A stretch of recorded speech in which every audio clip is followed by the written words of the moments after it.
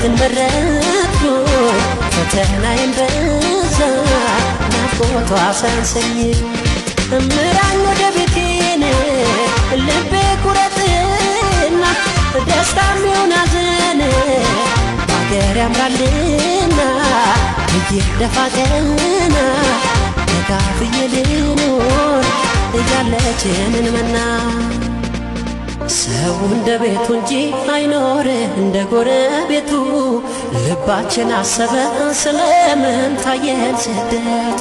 የዕድሜ ዘመን ጥረት ፍሬዋ የሚጣፍጠው